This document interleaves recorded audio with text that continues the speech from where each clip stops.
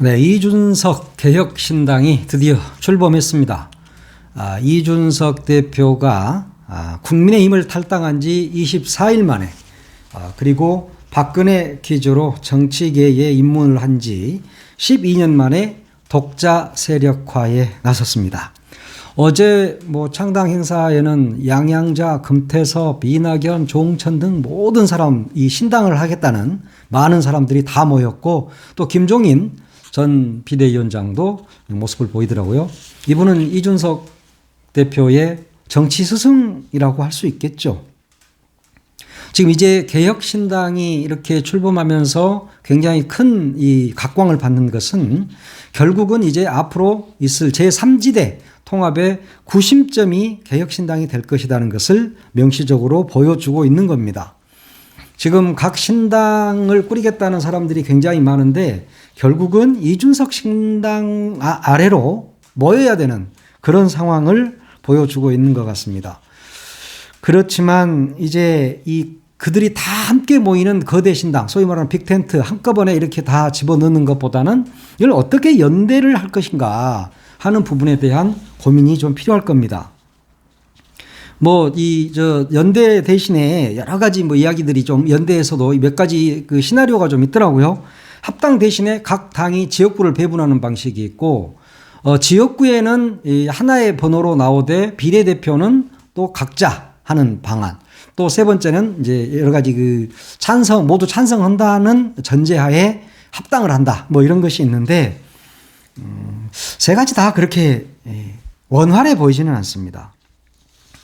이준석 대표가 수락연설에서 저희는 비빔밥의 테두리를 넓히려 한다 이러면서 이제 연대 의사를 밝히기도 했고, 김종인 전 비대위원장도 단일 대우로 총선을 치러야 한다 이런 이야기를 하기는 했습니다.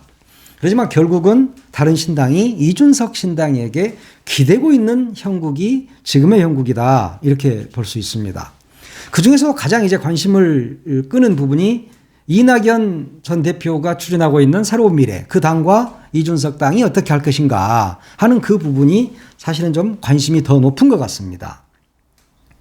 이낙연 전 대표는 계속 러브콜을 보내고 있지요. 그렇지만 이준석 대표는 상당히 미지근한 상태입니다.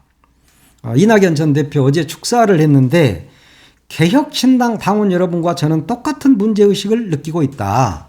시대적 과제를 위해서 모두 협력하길 바란다. 이렇게 이야기를 했어요. 좋은 말이죠. 협력을 한다는 거. 이제까지 그렇게 논의를 해왔고. 그런데 창당하는 날 와서 축사를 한다는 게 우리 합하자는 그런 이야기를 하는 것. 이것이 과연 진정한 축사인가 하는 그런 지적을 하지 않을 수 없습니다. 이준석 전 대표가 창당 후에 기자회견을 하면서 이렇게 이야기했어요. 제3지대 통합과 관련해서 골든타임은 지났다 이렇게 이야기했습니다. 자신이 창당하기 전에 많은 논의가 있었어야 됐고 함께 창당했으면 더 좋았을 것이다 라는 이야기를 하고 있는 것이죠. 그러면서 정당이 창당한 다음 날 합당하는 것은 코미디 아닌가? 이렇게 이야기를 했어요. 와, 그러니까 상당히 좀 세게 이야기를 한 거예요. 그러니까 이낙연 전 대표의 이런 축사에 대해서 굉장히 무례한 것이다 라는 이야기를 이건 코미디다 라고 이준석 대표가 말하고 있는 겁니다. 나이 드신 어르신인데 어떻게 보면 A가 없는 거잖아요. 신당 창당하는 날 와가지고 자 과일 가게를 내고 내가 첫 장사를 하려고 하는데 옆에 한 30년 된 과일 가게 하는 아저씨가 와서 주인 아저씨가 와서 야 너 과일 가게 새로 차는데 나하고 합치자. 그럼 어떻게 되는 거예요? 새 과일 가게 주인은 여기저기에서 다니면서 정말 수모를 당하면서도 과일 파는 법을 익혔고 또 어떻게 해서 이걸 장사를 잘할 것인가 해서 산뜻하게 꾸미고 그동안 싸가지 없단 말 들어가면서 이렇게 여기까지 왔는데 갑자기 옆집 과일 가게 아저씨가 간판도 후줄근하고 아직 달지도 않은 간판 거기다가 참 옛날 구식의 그 과일 팔던 그 형식으로 하던 분이 와가지고 야 네 가게하고 우리 가게 합치자. 이게 뭐예요 이게? 신장 개업한 가게까지 후줄근해지는 겁니다. 이준석 대표 입장에서 보면. 근데 또 옆집 아저씨 결국은 그거잖아요. 야 내가 과일 가게 오래 했으니까 너한테 한 수 가르쳐 줄게. 라고 지금 이야기를 합니다. 인생은 경험이야. 정치도 경험이야. 과일 가게도 경험이야. 라고 이야기하고 있는데 이준석 대표는 그게 아니죠. 이 새 과일 가게 아저씨는 그게 아닌 거예요. 키오스크로 주문을 하고 모든 걸 자동화해가지고 판매하겠다는 게 이준석 당이란 말이에요. 인터넷으로 당원 모집했는데 막 4만 명이 넘어갔다고 그러잖아요. 이거 엄청난 거거든요. 수십 년 된 정당인 정의당도 5만 명밖에 안 돼요, 당원. 그런데 단숨에 그냥 창당 작업 시작해가지고 며칠 되지도 않는데 4만까지 가버린 거예요. 놀랄 일 아닙니까? 그런데 옆집 30년 된 옆집 아저씨가 와가지고 야 우리 과일 가게 합치자 이러면 새로 만든 사람이 기분 좋아요 그거? 이준석 입장에서 어제 창당하는데 그런 축사가 기분 좋겠습니까? 4만 명 모으고 키오스크로 주문하고 전 자동으로 해서 판매하는데 30년 된 옆집 아저씨가 와서 이 가게를 먹겠다고 하면 어떻게 되는 거예요? 안 되는 거잖아요. 그리고 좀 무례하다. 저는 그런 생각이 좀 들더라고요. 이준석 대표도 그런 생각을 가졌을 겁니다. 이낙연 대표는 이렇게 말했어요. 세대 통합의 모델이 될 수 있다. 너랑 나랑 합하면. 그러니까 이준석 대표가 바로 받아치죠. 자, 문재인과 어떤 차별이 있는지 이야기를 해봐라. 문재인에 대해서 어떻게 생각하느냐 라고 바로 물었습니다. 답을 못하죠. 자, 여기에 답을 해야 이준석은 함께 할 수 있을 겁니다. 문재인과 당신의 차이는 뭐냐? 라고 묻고 있어. 자, 그동안에 어땠습니까? 이준석은 소위 말하는 문재인 대통령일 때 집권 여당의 대표가 이낙연 대표란 말이에요. 그분과 치열하게 싸웠던 당시 야당 당수예요.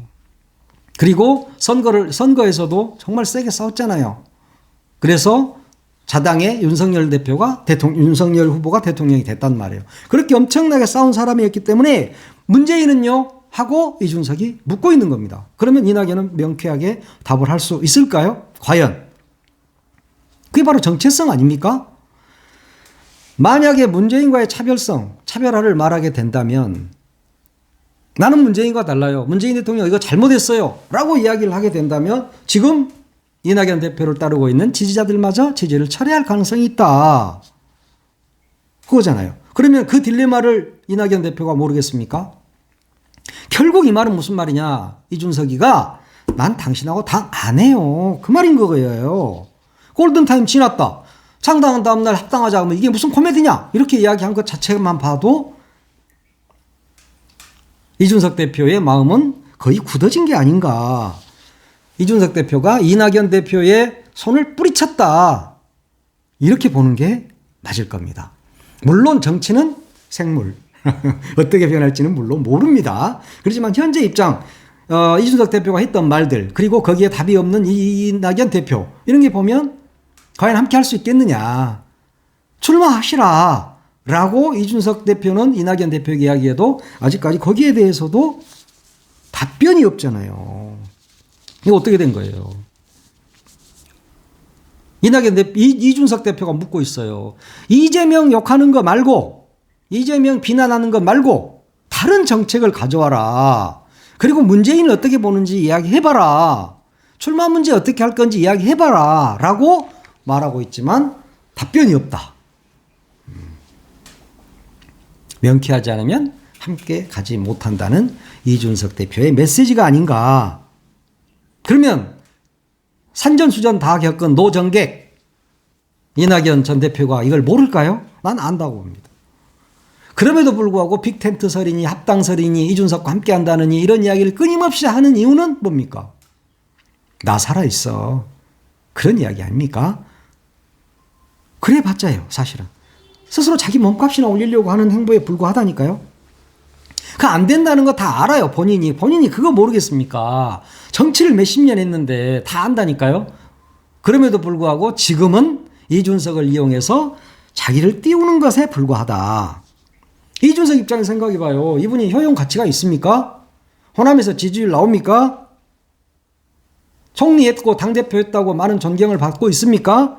아니잖아요. 아무리 인품이 훌륭하게 보인다 하더라도 그 이면에 갖춰져 있는 것들이 제대로 돼 있지 않다면 그는 존경받을 수 없습니다. 그리고 정치는 존경만으로 되는 게 아니라니까요. 표가 돼야 된다니까요. 정치는 표잖아요. 그러면 이낙연 대표를 또 호남에다 앞세웠을 때 정말 이준석 신당과 함께 만약에 합당을 했다 칠 때 효과가 있느냐, 효용 가치가 있느냐, 그만큼 등가성이 높아지느냐, 그렇지 않다는 이야기예요. 이준석 대표도 나이는 비록 이제 갓 40이지만 산전수전 다 겪은 정치인이잖아요. 그렇기 때문에 확정적으로 난 당신하고 안 해 이렇게 딱 말은 안 하지만 심정적으로는 다 그런 이야기를 하고 있는 거다. 이준석 대표가 이낙연 대표하고 합해서 얻는 게 뭐죠? 세대 통합이요? 이미 이준석 대표는 세대 통합이 아니라 세대 갈라치기를 통해서 표를 얻고 있는 사람이라니까요. 이전에도 그랬고 앞으로도 그럴 거고, 물론 노인 무임승차, 지하철 무임승차 문제를 꺼내는 게 그게 뭐 정책이기 때문에 남해단 정책이니까 이게 좋다 나쁘다 이런 이야기를 하기 전에 그건 역시도 어떻게 보면 한쪽으로 보면은 세대 갈라치기인 거예요. 무임승차가 좋다는 말은 아니고 나쁘다는 말도 아니에요. 그건 물론 앞으로도 계속 끊임없이 토론해야 되고 그래서 우리나라가 가야 할 방향을 정해야 돼요. 그렇지만 정당은 그런 정책을 내놔야 되는 거예요. 이준석은 잘 내놨어요. 그러나 세대 갈라치기 일환일 수도 있다. 그 이야기입니다. 그러면 그걸로 해서 이제까지 먹고 산 이준석한테 다른 이야기를 하고 있으면 되겠습니까? 우리는 세대 통합의 모델이 될 수 있다라고 이낙연 대표가 이야기를 한들 그게 먹히겠느냐는 거예요. 자, 그리고 둘째, 호남에서 지지세를 확보할 수 있느냐? 민주당 표를 잠식해 줄 수 있느냐? 없다니까요. 수치로 나오는 게 있잖아요. 그러면 뭔만 남아요? 공동으로 이재명 때리기만 남아요. 정책은 없고 처음부터 끝까지 이재명 때리기. 이걸로 어떻게 정치를 합니까? 신당이라면서요. 신당이라는 것은 새로운 것을 보여줘야 되는 거예요. 정책도 새로워야 되는 거예요. 그런데도 이준석 입장에서 모든 그런 것들을 리스크를 감수하고 합당을 한다? 결국은 그러면은 뒷방 노인네 데려다가 선대위원장 하나 시키고 뒤에다가 앉혀놓는 꼴에 불과하잖아요. 그러면 이준석 지지자들이 그걸 용인할까요? 지금 왜 이준석 지지자들은 왜 이준석이를 지지합니까? 새로운 정치를 해달라고 지지를 하는 거예요. 그런데 문재인과 함께 했던 사람들 또 노정객들 모시고 한다고요. 이석현 전 국회 부의장 같은 분 모시고 이준석이가 왜요? 본인까지 후줄근한 아저씨 돼버린다니까요.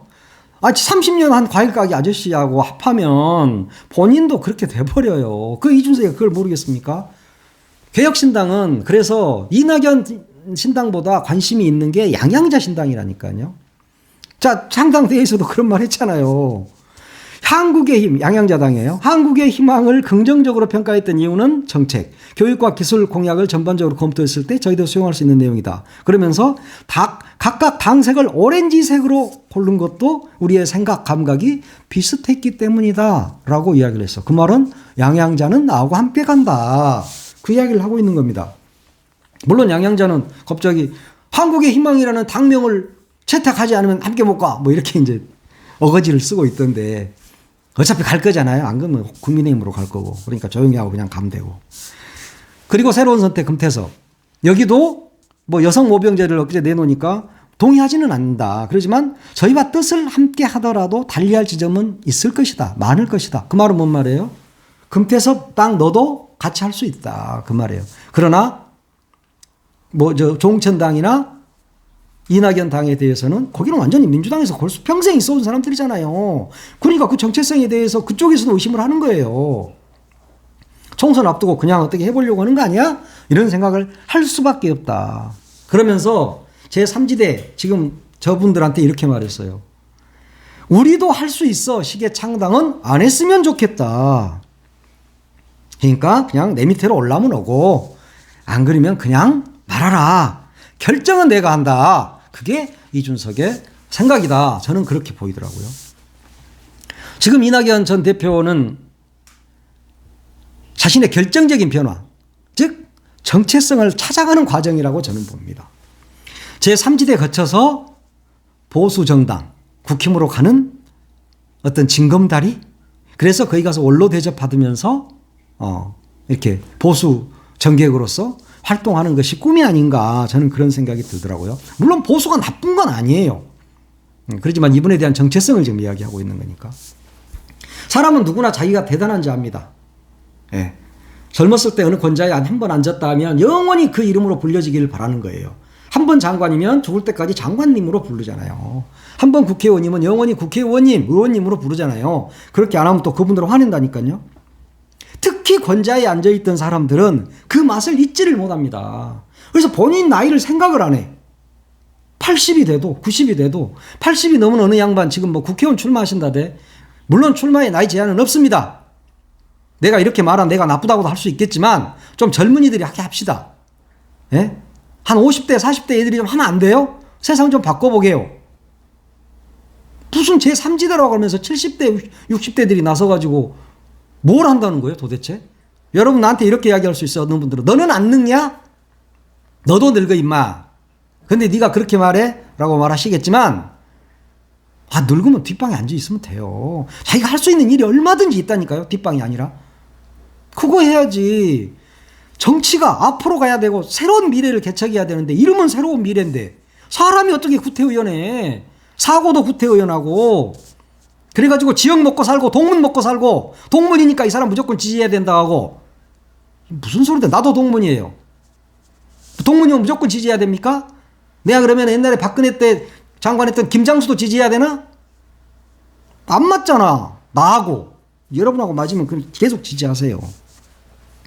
난 노역이라고 생각하기 때문에 이런 이야기 하는 거예요. 하지 맙시다 좀. 새로운 미래면 새로운 젊은이들한테 맡겨줍시다. 그들이 우리보다 훨씬 더 샤프하잖아요. 그리고 이 나라를 끌어나갈 힘이 있잖아요. 그들은 개혁할 수 있다니까요. 교육개혁, 연금개혁 그들은 다 할 수 있어요. 늙은이들은 못한다니까요. 나를 포함한 늙은이들은. 왜? 머리가 굳어있어 이미. 나 이익되는 쪽으로만 생각을 하는 게 인간이라니까요. 그래서 내가 이런 말을 하는 거예요. 지나간 것은 좀 지나간 대로 좀 두면 안 되겠습니까? 예. 그런 노래 있잖아요. 지나간 것은 지나간 대로 뭐 그런 의미가 있죠. 이런 노래도 있어요. 다 의미 있게 살아왔잖아요 우리가. 근데 이제 막판에 난 이재명이 싫어요 이러면서 막 이재명 뭐 다 좋은 건 아니죠. 이재명 싫죠. 싫은 사람은 얼마나 많은데 그렇다고 막 당을 뛰쳐나가고 그래서 차지해가 어떤 창당한다고 뭐 하더니 갑자기 또 다른 젊은 친구한테 가가지고 나랑 같이 해. 뭐 이게 뭡니까 이게 도대체. 좀 멋지게 좀 그동안 평생 살았다고 자부하면 끝까지 좀 멋지게 살면 더 좋잖아요. 열심히 하세요. 그런데 열심히 하시면 좋은 일이 있다. 아기 때 그렇게 배웠죠. 공부 열심히 하고 뭐든지 열심히 하면 뭐 끝이 좋다. 이러니까 열심히 한번 해보세요. 그런데 이주석한테 까인 것은 사실인 것 같다. 오늘 여기까지 하겠습니다.